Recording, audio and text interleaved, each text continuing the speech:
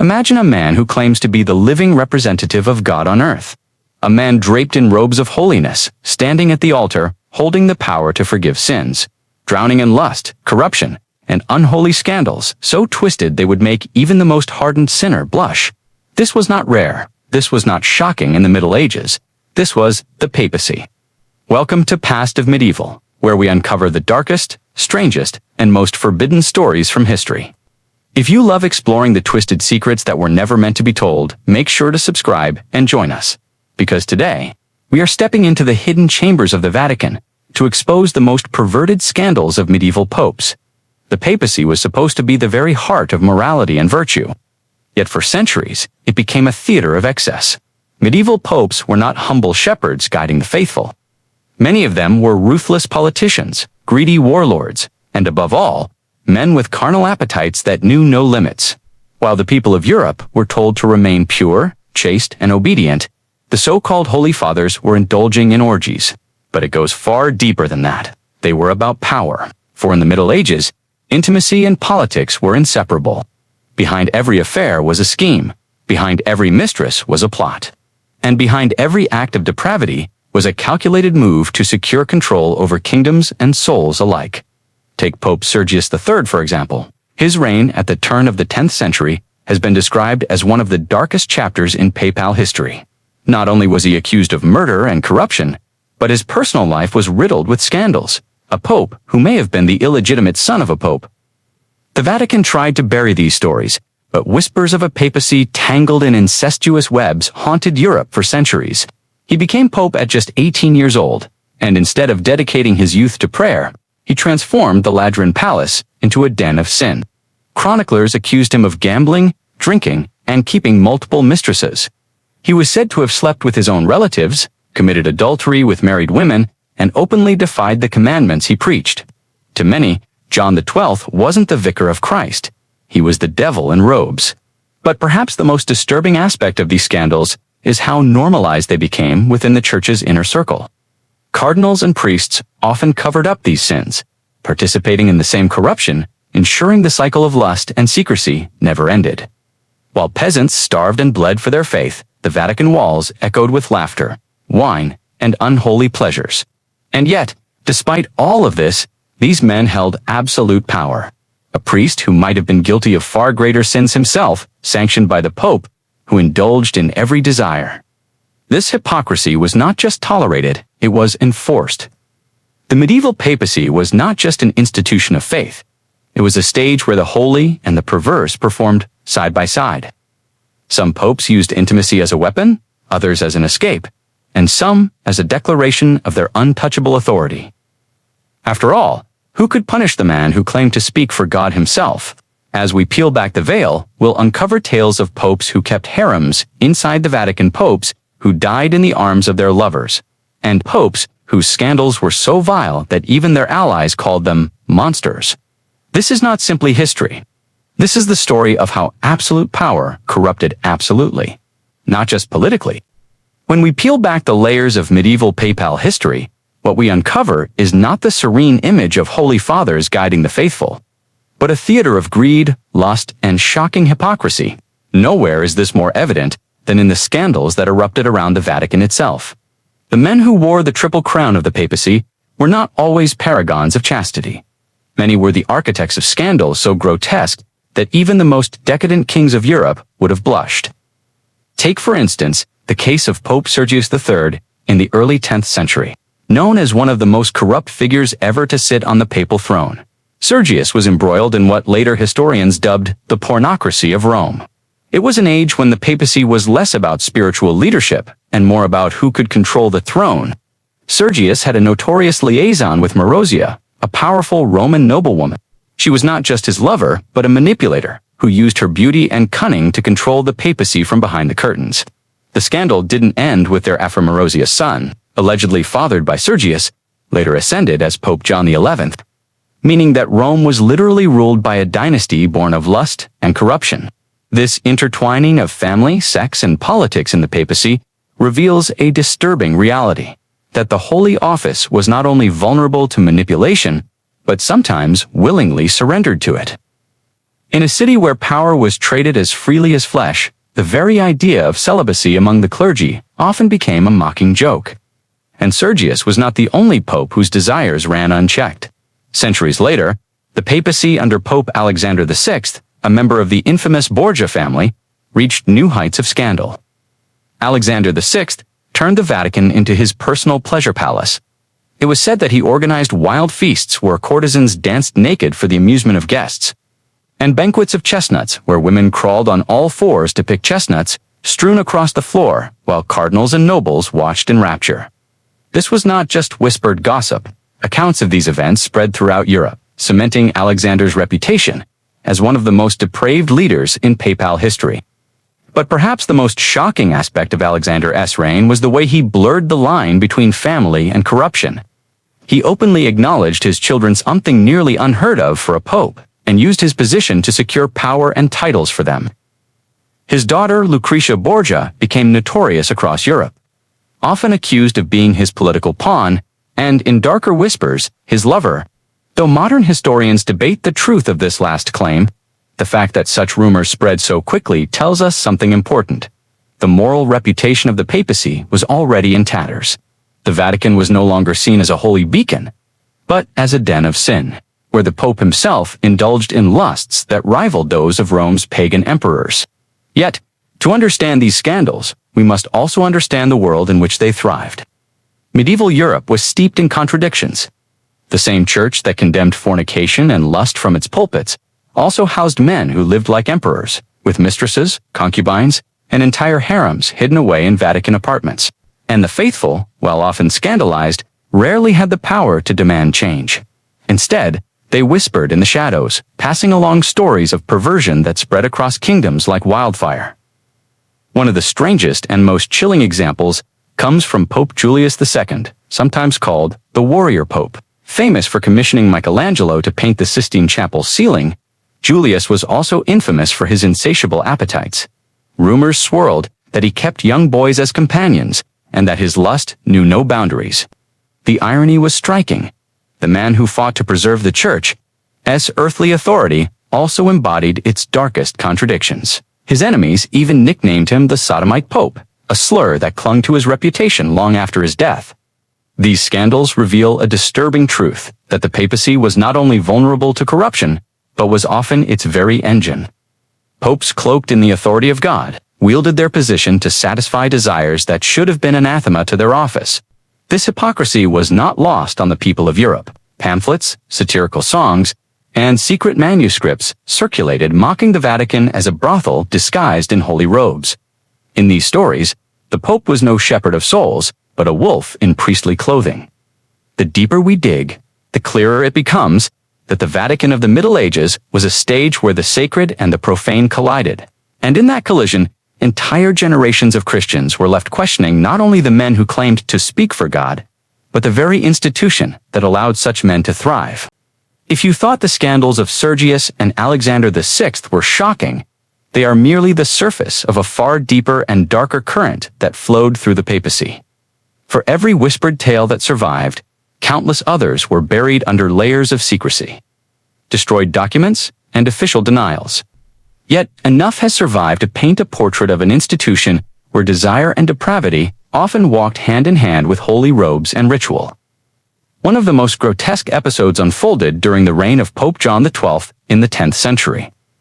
John became pope at the scandalously young age of 18, and his reign quickly descended into chaos.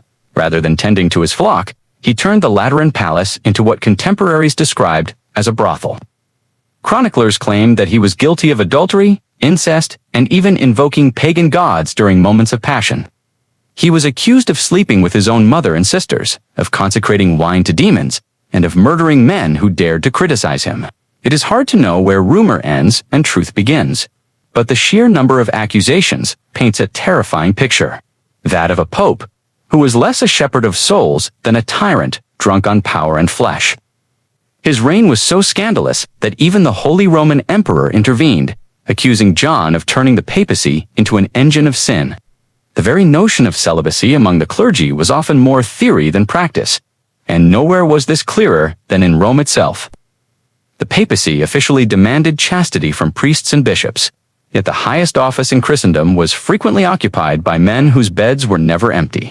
Secret lovers, mistresses, and concubines moved through Vatican corridors like shadows, their existence both known and denied. The hypocrisy was staggering. Popes denounced lust from the pulpit while indulging in it behind closed doors, all the while enforcing the very rules they themselves broke. The rumors extended beyond simple lust and into the realm of outright perversion. Some popes were accused of keeping harems within the walls of the Vatican, surrounding themselves with both women and young men. The Lateran, which was meant to be the holy residence of Christ's vicar on earth, was described by contemporaries as a palace of debauchery. Satirists across Europe began to pen biting verses that portrayed the Pope as a kind of anti-Christ figure, feeding his vices under the guise of piety. But perhaps the most damning scandal of all was the way papal perversions became entwined with politics. Sexual favors were often exchanged for church positions, indulgences, or political support. Women connected to powerful families were offered to popes and cardinals as a means of cementing alliances. For these women, their bodies became tools of diplomacy, their intimacy a bargaining chip in the Vatican's bloody Game of Thrones.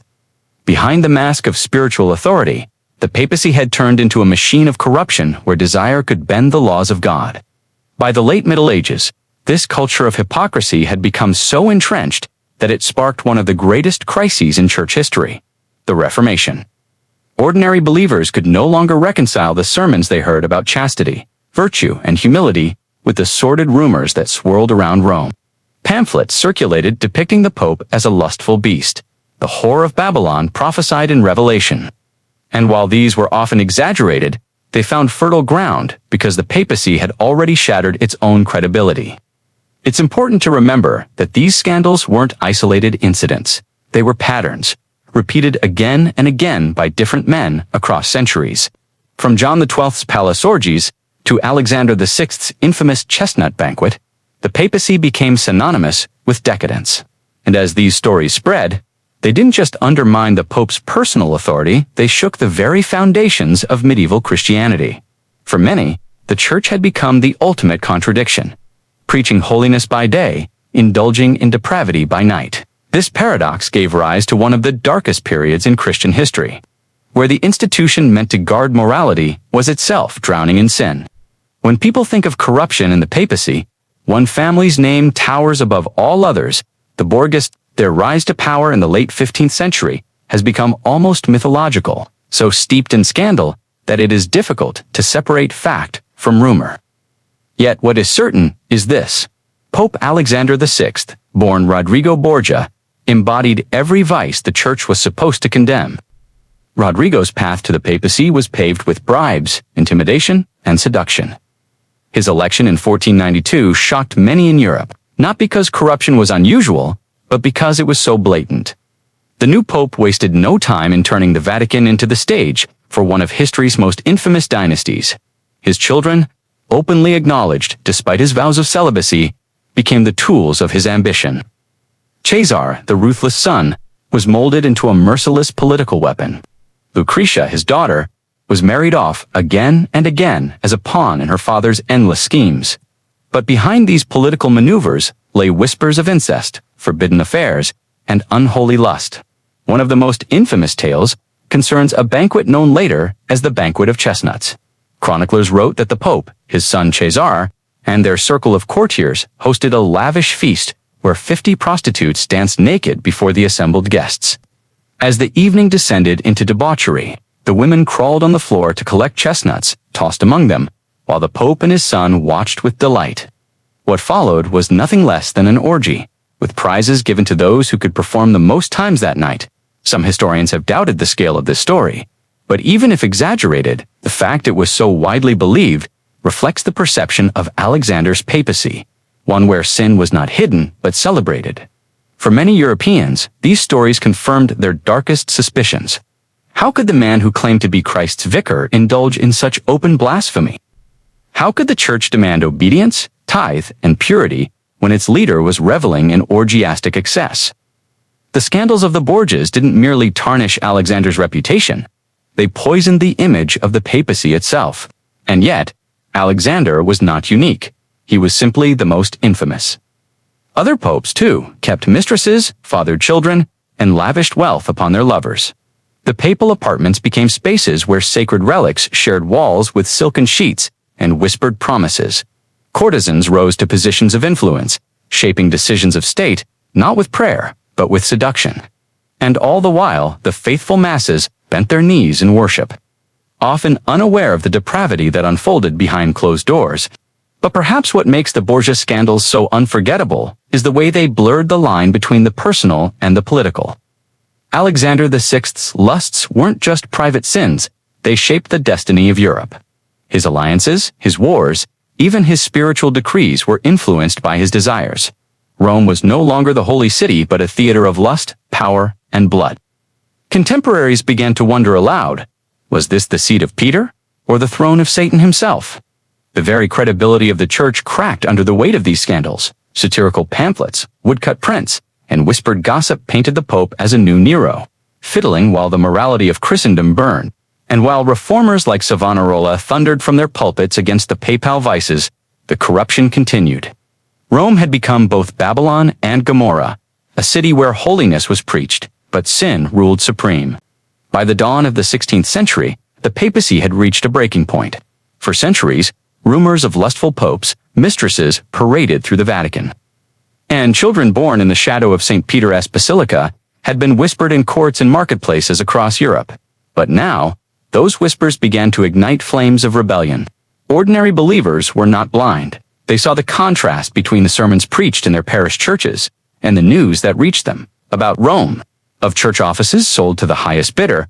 All of it painted a portrait of a church more concerned with pleasure and profit than with salvation.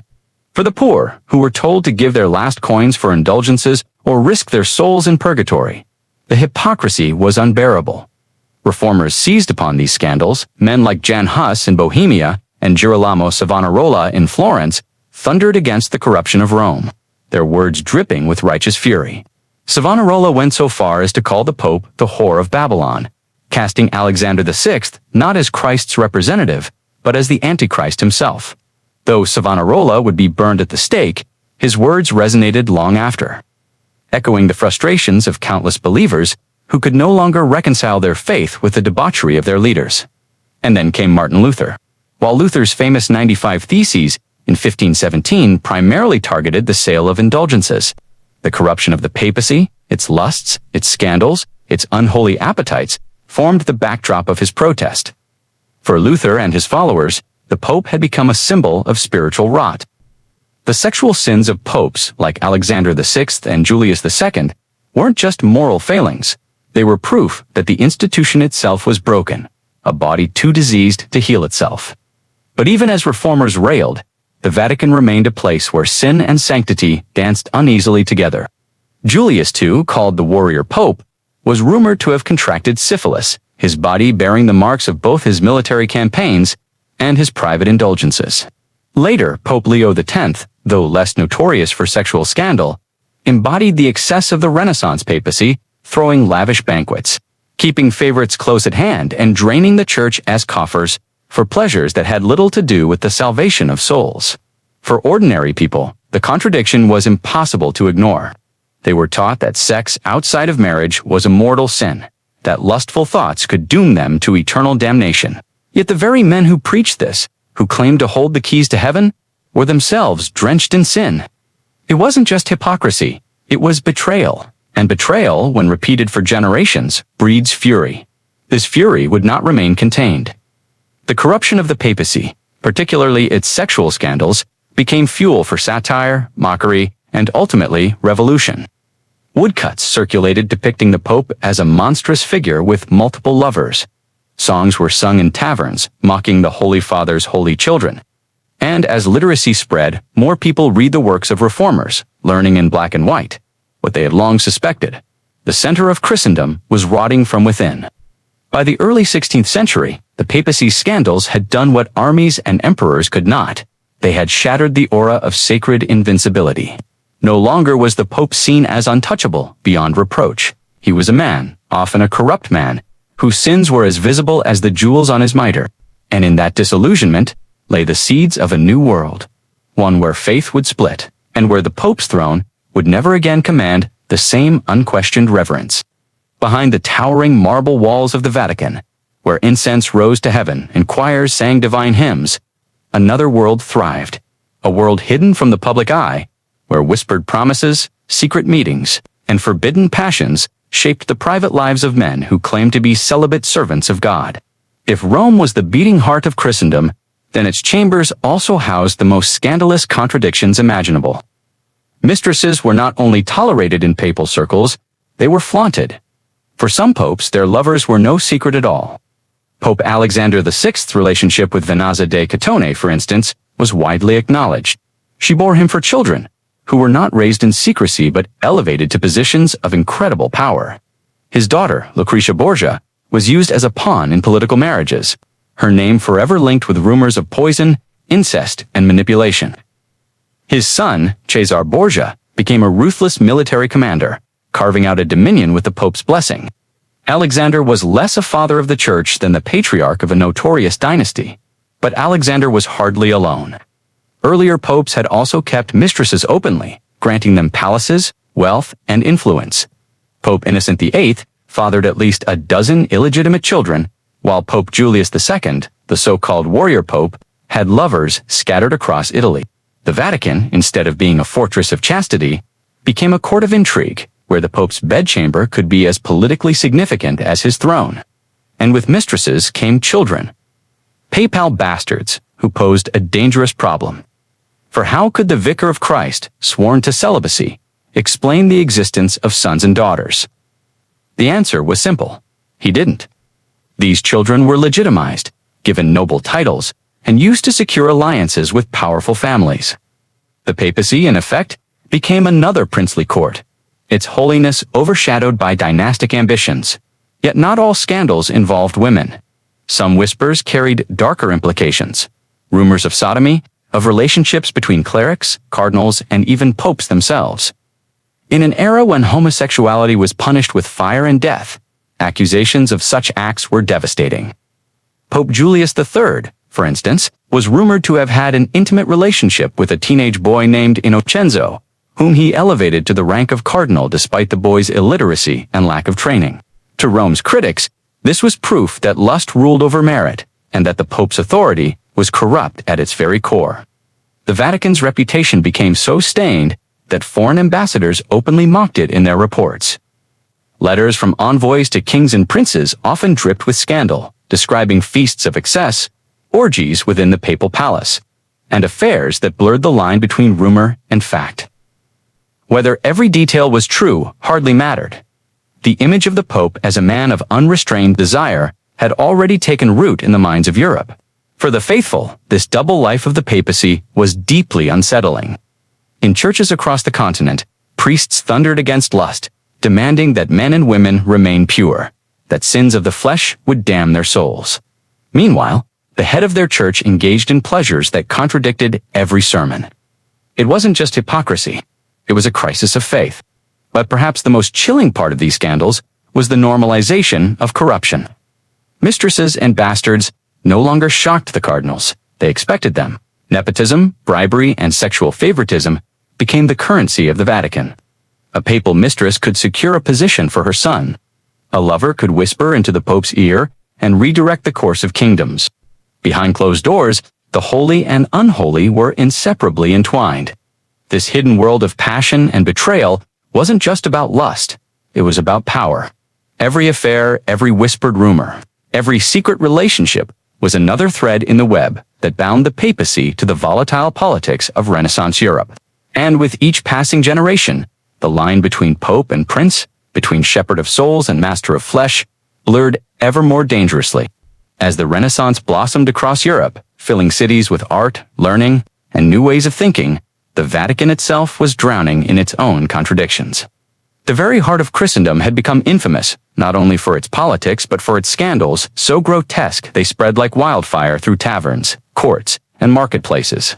Perhaps no figure better represents this dark period than Pope Alexander VI. Born Rodrigo Borgia, his papacy was a carnival of excess, where lust, greed, and violence were not sins to be avoided, but tools to be wielded. The stories told of Alexander shocked even his contemporaries. Chronicles describe feasts where courtesans, dressed in little more than jewels, danced in the Vatican halls. The most infamous of these events became known as the Banquet of Chestnuts.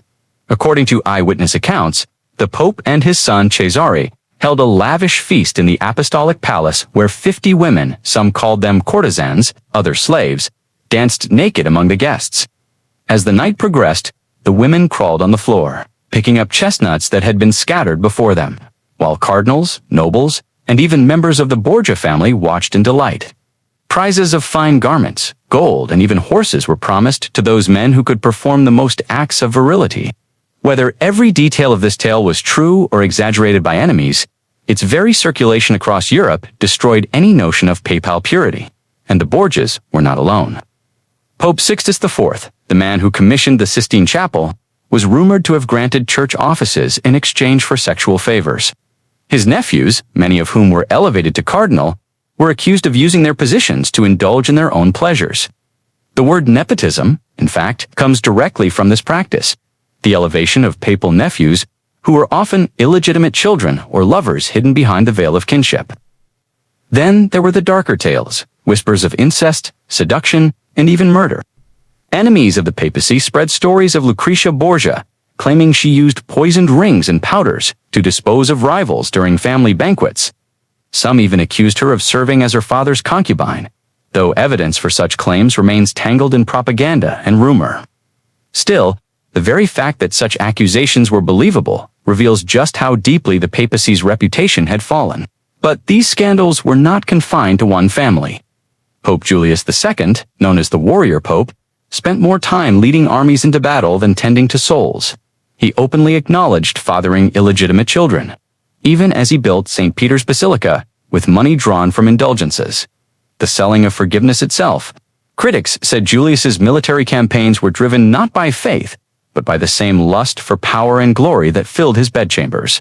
Foreign observers were aghast.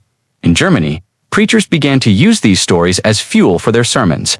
Why, they asked, should the faithful in the north pay tribute to Rome, when Rome itself is steeped in sin? The papal scandals became more than gossip. They became weapons, ammunition for reformers who believed the church had strayed too far from Christ's message. And indeed, the timing was disastrous for the Vatican. By the early 1500s, the excesses of popes and cardinals had become impossible to hide. The common people knew of the mistresses, the orgies, the illegitimate children paraded as princes of the church. The image of the Pope as God's representative was collapsing under the weight of corruption and desire. These scandals didn't just damage reputations, they shook the very foundations of Europe. Faith was no longer unquestionable. If the Pope himself was drowning in lust and greed, what hope did ordinary Christians have? And from this storm of corruption, one of the greatest revolutions in history would soon emerge. But before that reckoning came, the Vatican's darkest days reached their peak. The papacy, once the symbol of divine authority, had become a stage for the most perverted scandals of all. By the early 16th century, the scandals of the papacy were no longer whispered rumors passed between monks and merchants. They were shouted from the pulpits of reformers and spread across Europe like wildfire. The excesses of men like Alexander VI, Julius II, and their courtiers had built an image of Rome not as the holy city, but as the whore of Babylon, dripping with jewels, gold, and lust. Martin Luther, a German monk, would become the most famous voice of protest, but he was hardly alone. For decades, ordinary believers had grown uneasy with the idea that salvation could be bought with indulgences, or that a pope who fathered illegitimate children could stand as God's representative. They looked at the Vatican and saw orgies, mistresses, and blood-soaked politics, not holiness. Luther's 95 Theses, nailed to a church door in 1517, were more than a theological statement. They were a declaration of war against centuries of papal corruption. His words struck like lightning because the soil had already been prepared by scandal. People had seen with their own eyes what popes and cardinals had become. They had heard the tales of feasts in the Vatican, of simony the buying, and selling of church offices, and of priests who took their vows of celibacy as little more than a joke. The Protestant Reformation was, in many ways, born out of these perversions. Without the scandalous papacy, Luther's rebellion might have remained a minor quarrel. But the sheer decadence of Rome gave him an army of supporters across Europe who were eager for change. And the Catholic Church, it could no longer ignore the storm. Councils were called, reforms were promised, but the damage had been done.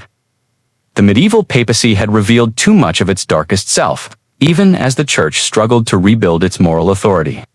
The memory of centuries of scandal lingered like a permanent stain on its history. What makes this history so shocking isn't only the corruption itself, but the hypocrisy at its core. These were not kings or dukes indulging in excess, but men who claimed the keys to heaven, who demanded obedience in the name of God, while in secret they lived lives of lust, greed, and violence. And for the people of medieval Europe, this betrayal of trust cut deeper than any sword. Yet, in a strange way, these scandals shaped the modern world. They fueled the fires of reform, gave birth to Protestantism, and forced the Catholic Church to reckon with its sins. Out of the perversions of the papacy came revolution, a reminder that even in history's darkest chapters, change is born. So when we look back at the medieval popes, we do not only see holy men in white robes. We see figures who were as deeply human, as deeply flawed, and at times as deeply depraved as any ruler in history. Their scandals were not simply tales of lust or greed. They were the sparks that lit centuries of conflict and transformation. And perhaps that is the greatest scandal of all, that the sins of a few men, cloaked in the power of God, could alter the course of history forever.